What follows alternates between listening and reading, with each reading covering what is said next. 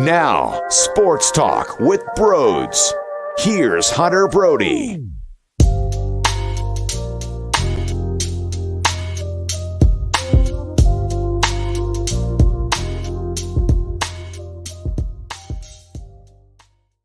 Wow, this is weird. Hello, everybody.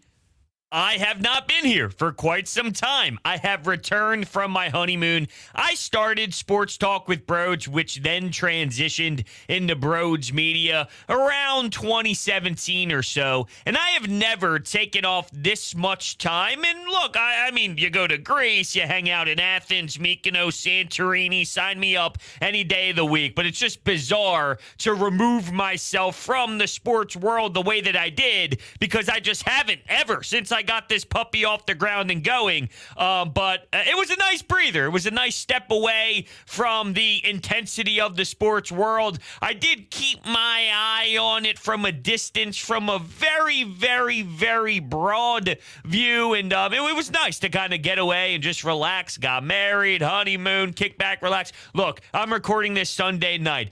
Also, Monday is the debut on 97.5 The Fanatic and NBC Sports Philadelphia of the best show ever. Tyrone Johnson, Ricky Bottalico, Jen Scordo, myself, 2 to 6 p.m. weekdays. I can't wait to get that going as well. I mean, I'm going to lose sleep because I'm so damn excited. So there's a lot of emotions that's just pouring out of me, honestly, when I think about what the hell just happened in my life over the last 3 weeks, if you will. But here we are. You know, it's time. It's go mode. It's time to hit the reset button. I'm excited to be back speaking with all of you here on Broads Media as well. And let's get into things here, right? I mean, I hope you guys enjoyed, too, by the way, the interviews and the shows that I put out and I published as the weeks were flying by when I wasn't here, with Paul Hudrick of Liberty Ballers, and Sam Filippo of Crossing Broad, Bob Wankel of Crossing Broad, Tony D'Angelo, defenseman for the Flyers, Mark Farzetta, of course, of The Farzy Show. I had a blast recording those interviews, and I hope you guys all enjoyed them as well. And, you know, you kind of look at where we are right now. We got the Phillies, who had an interesting start to the second half, getting swept by the Cubs, and I thought the reaction was a little strong because, let's be realistic, if you watch around baseball, the Oakland A's did some serious damage to the Houston Astros. The Washington Nationals took a series from the Los Angeles Dodgers. The New York Yankees, who are a fantastic squad, had a tough month in July and did not play the sharpest baseball. Losing to the Cubs was not ideal by any means, trust me. But I thought it was a little too harsh to make some of the claims that we saw. And how did they respond? Look, Alec Boehm specifically, you look at that Cubs series, it's like, whoa, what the hell? And then boom, the dude is just tearing the cover off the ball. He's fantastic. He gets 4 hits in this final game against the Pittsburgh Pirates. He includes a home run in the action too. He's playing great defense. This is fantastic. I'm enjoying every single moment of this Alec Boehm experience, and it's a good thing. I've never said one thing bad about the guy in my entire life, and I've had full belief in his skill set. Wow, wow, wow. It's tremendous. But the reason I'm bringing him up is he somewhat describes the overall part of the team, which is, okay, what happened in that Cubs series with him, it got ugly once again. But how did he respond? Just playing beautiful baseball. I'm not telling you everything was beautiful since that series went down, because, yeah, the Pirates suck. And Cruz is getting picked off by Corey Knebel on a move that should really never happen in extra innings, which then completely obliterated any sort of possible opportunity for the Pirates. They're throwing the baseball around. But let me, just like I just pointed out to you, that other teams lose to bad squads in a series. When you look at the Pirates and when other teams play the Pirates, it's not like every loss that happens to Pittsburgh is just because a team obliterates them 13-0 every single time. Other teams win games against the Pirates too, even if they have slow days offensively, but the Pirates are just being stupid and dumb and making very poor baseball decisions. It's not just the Phillies that win in extra innings because of mistakes or something along those lines. Sure, they squeaked one out and Rhys Hoskins gets a big shot involved. But teams do that. Every single Yankees win isn't a 7-1 win, isn't an 8-1 win. Sometimes they sneak away with one. Sometimes you're supposed to lose that one, but with just the skin of your teeth, you somehow manage to pull it off and win late when you shouldn't have it all. Good teams do that. And I'm not telling you that the Phillies are in the upper echelon, but they're still relative when you're looking around the league and you compare them to what other squads are. They're in that wild card contention and the wild card battle for a reason. They are a team that, looking at the record, talking about games over 500, they are where they at for a reason. Where they're at, that type of team forms wins and can generate a solid come-from-behind win when they're not supposed to. Just take it for what it is. I mean, you don't win every game just so beautifully. So anyway, getting back to more of the track here, I'm trying to somewhat describe or, put the Phillies in context of others because I don't know. I hear things, I see things. It's like, for example, Didi Gregorius today, and I'm recording this on Sunday night, so this is after the 4-game sweep against Pittsburgh. JT Realmuto with a cannon throw down to second base, and Didi Gregorius did miss out on an opportunity to apply a tag and make an excellent play for JT Realmuto to gun out a runner at second base. Instead, he dropped it and he tried to apply the tag too quickly. But let's not act as if Didi Gregorius, while underwhelming on the offensive side, he's done some magnificent things with his glove and made some unbelievable plays defensively. He ended up making an unreal play in the 9th when you pop back out Familia, which makes you sick because, well, do I have to talk about an 8-7 victory that shouldn't have been that close? That Familia almost made me throw up all the way in Greece. His glove has been great for a while now, and he has one hiccup, one mistake out there, and, it's let's ridicule this guy and criticize him to such a wild level that's unnecessary, even though there is frustrations on the offensive side. And look, I know I'm kind of, bouncing all over the place. You lose the way you did against Chicago.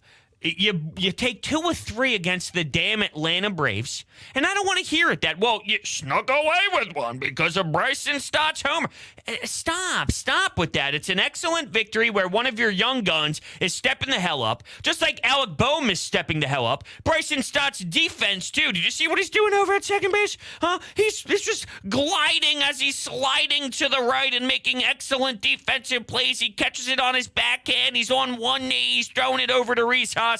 It's electric what he's doing with his mitt, and sometimes, I'm left in awe. Your younger cats are helping spark this baseball team when you don't have Gene Segura, which hopefully we see him soon, and you don't have Bryce Harper, which, come on now, I really hope that, before you know it, he's here in a blink of an eye. You win a series against Atlanta, and you sweep a bad Pittsburgh Pirates team in a 4-game set. Realistically, I went into that series saying 3 of 4. You do 3 of 4, Pirates are due for a win. You move. Well, they exceeded my expectations, to be honest with you. You get good Ranger Suarez. You get a solid Aaron Nola, which is a bounce-back performance from what you saw against the Atlanta Braves. And, it's a nice, really nice start to this second half after that disappointing 3-game series against the Cubs. In regards to what is Dave Dombrowski going to do, I don't have the answer for you. I don't know. They pick up Sosa. You talk about the infield. There's a lot of question marks. Who's going? There's got to be something, right? This has to be a step in a multi-step process is sort of how I'm looking at it. But with Dave Dombrowski, I have no idea. Jason Stark tweeted out today, and I will read it to you verbatim here on exactly what he put out there. He said, teams that have talked to the Phillies say they've backed off on bullpen and are shopping for a starter who can start a playoff game. They've been in on Syndergaard and Maile. I've heard them connected to Quintana, but like last year, Dave Dombrowski values control over rentals. Also heard from multiple teams that Phillies have just said no on their 2 top 100 pitching prospects, Painter and Abel. And my number one thought when thinking about these prospects, right, is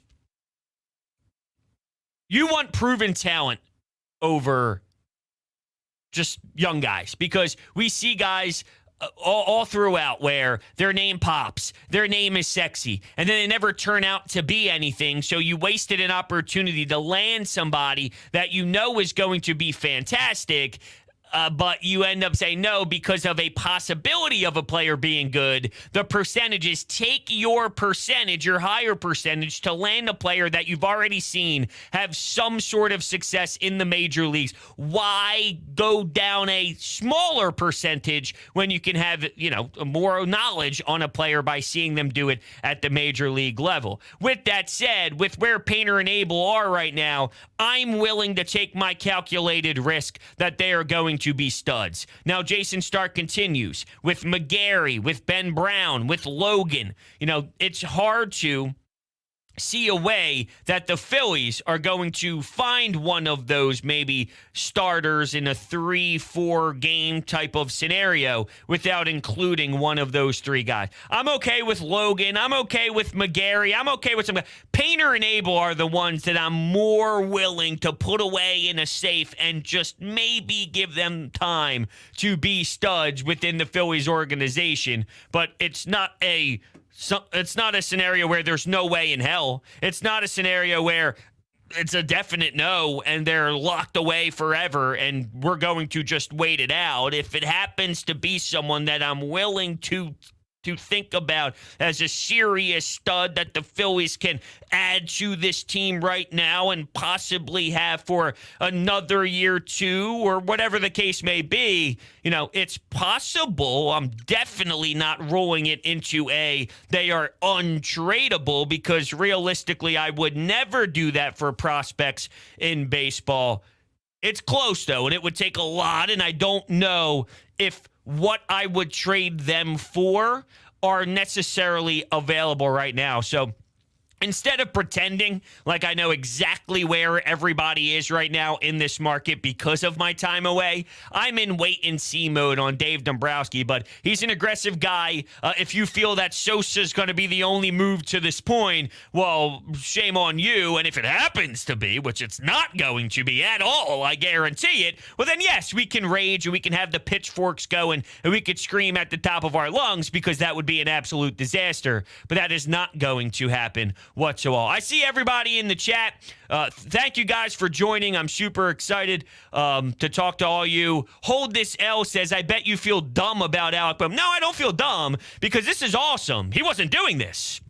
He wasn't doing this at all. This Alec Boehm I could get behind every single day of the week. This Alec Boehm I am going to support nonstop. This Alec Boehm is what I thought he had in him when he played his best baseball, and he wasn't doing so at all. And now that he is, you are now witnessing what I will be satisfied with Alec Boehm. All I've been screaming about is I'm not okay with the game that he was playing. Why? Because you see the difference when he does excel, when he can pull a baseball, when he can utilize left field as a right-handed bat. Do you see why I was so aggressive? Do you see why I was so disappointed? Do you understand the style of play that we were getting at times and what you're seeing now out of Alec Boehm?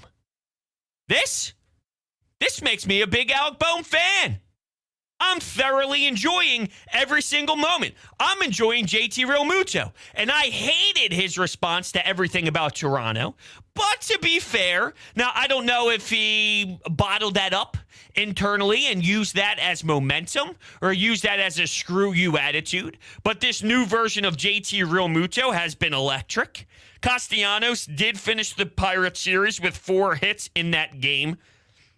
I don't know what Nick Castellanos is. And I missed a lot between him and Jim Salisbury. And when I saw it happening, I'm like, oh, man, I really want to voice my opinion. And I'm sure at this point everyone's somewhat tired of it because of the way that it was covered and the storylines during that time. But just a little brief thought for me, because it was almost like you were Team Nick Castellanos or you were Team Jim Salisbury. And missed out on a big chunk of the clip because it was edited. When you see the full clip in the full context, Nick Castellanos looks less like a douche. And when it went down, it was when basically it should have been all off the record, really. And somehow it still got caught on a camera. And from there, everybody saw what they saw. Originally, before I knew how harshly it was edited, I was team Jim Salisbury because, everyone was like, oh, he's trying to get him to say, of course, he heard the boos. What type of question is that? He's trying to bait him. No, he wasn't. This is what Jim Salisbury was trying to do. Give Nick Castellanos, in a very, very, very intense way, give him the chance to just speak about his struggles. Hey, Nick, man, did you hear the boos? And then he goes, yeah, this is what he should answer with, right?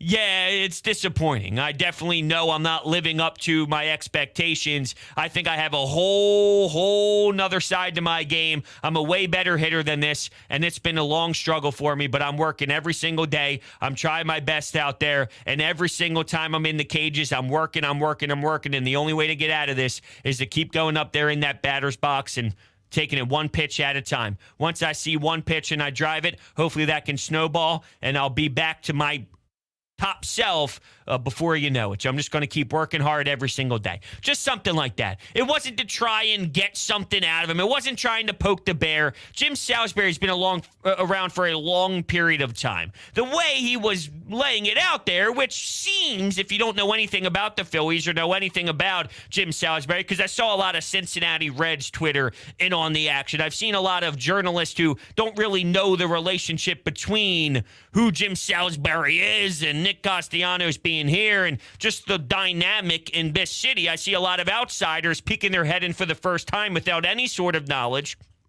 Their opinion, in my eyes, is not held to a high standard when that's the case. So when studying how it kind of went down, it was more of an open-ended, just express your feelings on the way that you're playing right now. And he did it in a soft way. But then, Nick Castellanos took it to a crazy level, and he's asking other media members to basically take a shot at Jim Salisbury by saying, don't you guys think it was a dumb question too? As if other beat reporters are going to look at Jim and say, yeah, Jim, that sucked. When it really didn't, because everybody understands what he was trying to do. That's my 2 cents on it. But Nick Castellanos, still, even with this 4-hit performance, still extremely disappointing. That's why you move him down in the lineup. And Rob Thompson has clearly shown that his voice is, going to be heard. And not only with Nick Castellanos by moving him down in the lineup.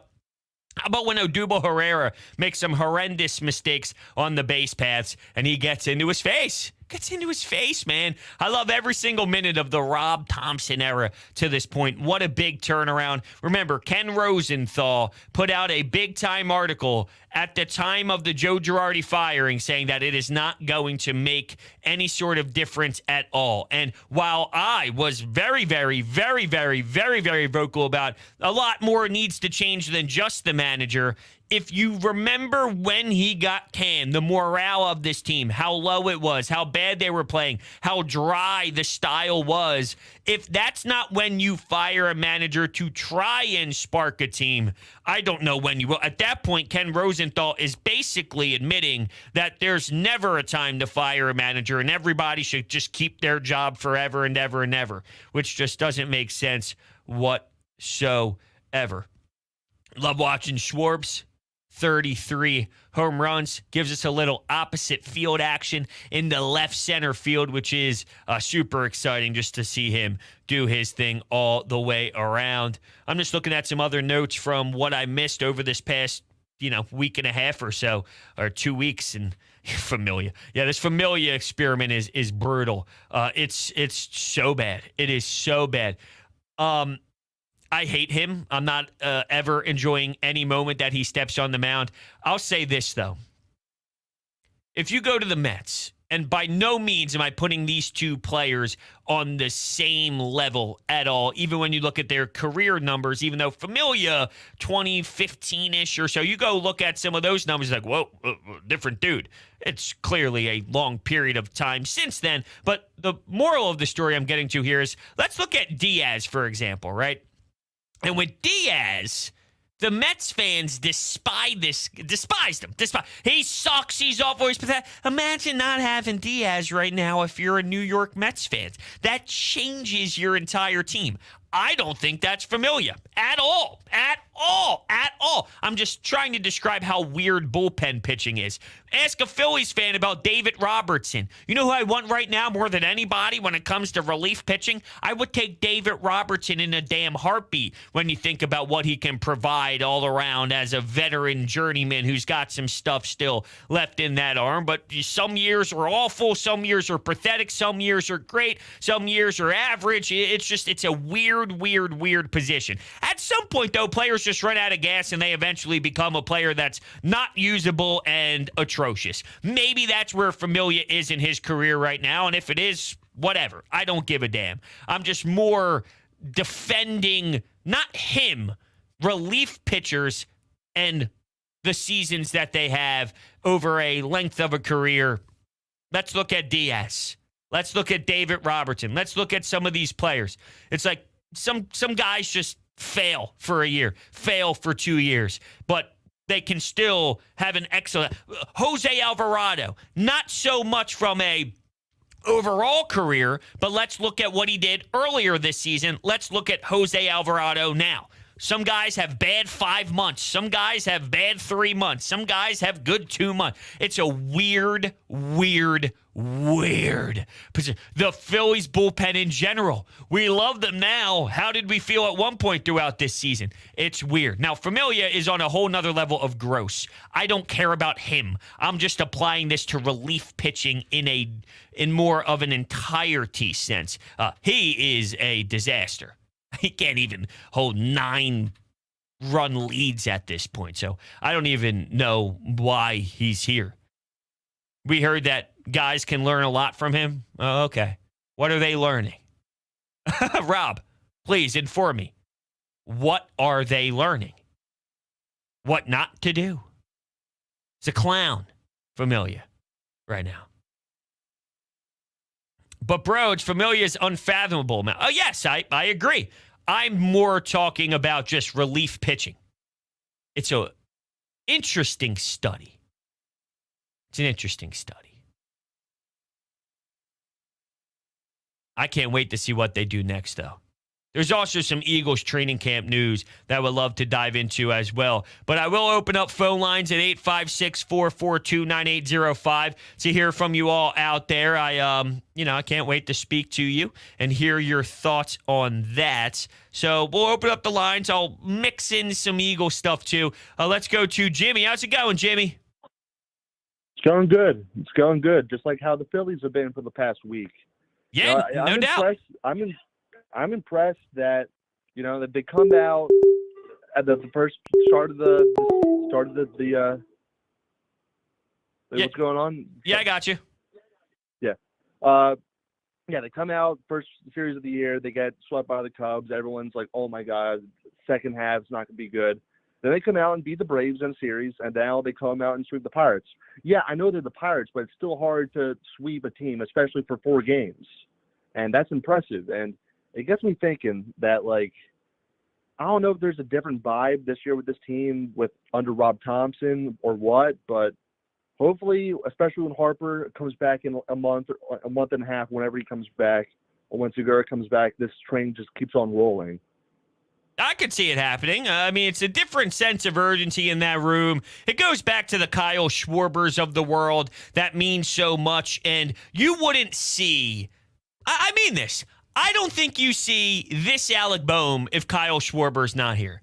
I don't know exactly where Bryson Stott is if Kyle Schwarber's not here. And some players, you just get that adrenaline rush of finally reaching the majors and finally getting that nod where their work ethic takes over, and no matter who's in the clubhouse, they're just focused on themselves individually, because when you finally crack that top squad, while you want to win and you're a competitor and you're always thinking about gaining W's, there is this sense of I got to stay here and I have to do everything in my power, and all I can do is control myself to make sure I make a name and get the respect that I deserve in the way that I feel I deserve, maybe is the best way to put it. So, sometimes with Bryson Stott, I do feel that his energy probably still would be heard or seen or felt even without a Kyle Schwarber, just based off of his work ethic and whatnot. But when you lose the type of players in the tier that you lost in Segura and the way that you lost it in Bryce Harper, clearly, the way that even JT, I think, like turning the page for JT after the back and forth with the media on where he was with his vaccination status, I feel that there was. However I feel about it, it's irrelevant. However other people feel about it, it's irrelevant. It's more about what does the clubhouse do from those remarks, and does it bring them together? Does it have them feel like, hey, I got your back, JT? Whatever it is, I think that his play on the field and in the diamond and the way that he's been producing offensively, it rubs off on some guys, and then other players feel that momentum. And there's a reason why they talk about hitting being contagious in this sport. And I think right now there is a sense of these veteran players doing that in that clubhouse. All right, let's go to Sean. How are you, Sean? Hunter, first of all, congratulations to you and Kara on the nuptials. I know that Greece is happy that you're back here, so are we. Congratulations. Thank you so much, man. I'll tell you what, the coffee, though, it pissed me off. I basically went on a 10-day bender without any coffee. Could you imagine me not having that for 10 whole days in another country? It's tough to have my body activate. That is a scary thought, my man. It's I know. A very scary thought. The Phillies, look, I'm interested to see what they do at the trading deadline. I'm not expecting anything major. I'm getting Joe Blanton vibes about the starter that they're going to get. I just hope that they don't have to trade one of the upper tier or even notch below minor league guys to land something, because I'm still just not buying into this. I mean, I think they can make the playoffs, but we got to be realistic about what they truly are and how far they can really go. But as long as Familia goes, I mean, I think we can all come to agreement on that. That guy cannot take the mound anymore in the Phillies uniform. It's beyond ridiculous now. No, you're absolutely right. In regards to the two young pitchers, though, I don't feel like Dave Dombrowski is aggressive. There's no doubt about it. He is willing to move prospects, and I'm okay with that. But he's not dumb, so I don't think he's going to move one of those two kids for a fourth or fifth start, for a Kyle Gibson type of guy. You know what I mean? Right. Well, I'm even going deeper than that. I would hate to see them trade a Griff McGarry or a Logan O'Hoppe as well. I mean, when you're talking about the Noah Syndergaards of the world, that guy's running on fumes. I mean, what are you really going to get out of him? But we'll see what they do. And I'll touch on the Eagles real quick. As far as they go, I would say I'm cautiously optimistic. But I say that based on, look what happened the other day in camp with Grant Calcaterra. I mean, yes, it's Grant Calcaterra, but it's still a guy that may have made this team that could contribute as a backup tight end, and he goes down. I just watched the Tampa Bay Buccaneers lose their starting center probably for the year. It's this kind of stuff that gets me a little bit scared. I mean, the injuries are the great equalizer. You've got to get through camp and preseason healthy, and then let's see where they're at. Yeah, for sure. Appreciate it, Sean. And that's why they take the approach that they're taking, though, right? They're taking the entire approach of we're not getting our guys out there as much as some other teams, and the old school people despise it. And I feel that's maybe a good transition to get into where the Eagles are right now, my thoughts on their training camp. For me, I enjoy football being back. I enjoy reading Zach Zach Berman and all these people put out their thoughts on The Athletic and Philly Voice and The Inquirer, and it's all fantastic because we're inching our way closer to the best time of the year, which is Eagles football being back on the field. I'm not putting too much stock into it. Oh, Jalen Hurts threw a pass behind A.J. Brown or threw it behind Devontae Smith. Okay, it's a throw-in practice.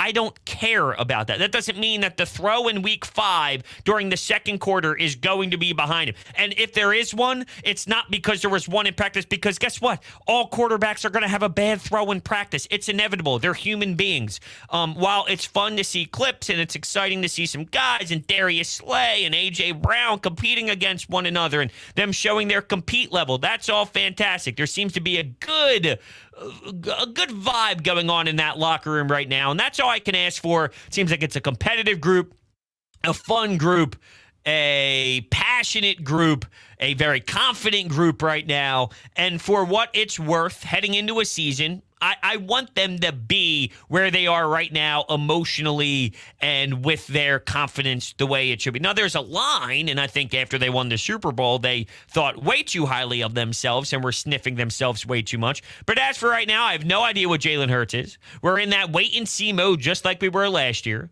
I'm excited to see what Jonathan Gannon does with this defense. I'm excited to see what the linebacker play looks like and his versatility that he can utilize some of these players with, whether it's Hassan Reddick or whatever he wants to do up front with some of his looks. It's going to be interesting to see the packages, and I can't wait. It's going to be thrilling to watch it all go down. It's like, let's not do too much, though, with these training camp videos and take it to the extreme. Now, I do have one issue, though, so far, and I don't want to hear from Miles Sanders that he's upset that somebody's talking about him taking second-team reps. You took second-team reps. I hate to break it to you, Sanders, and they can tell you whatever you want. He's our number one guy. We like to utilize 3 backs. I know. You're missing something.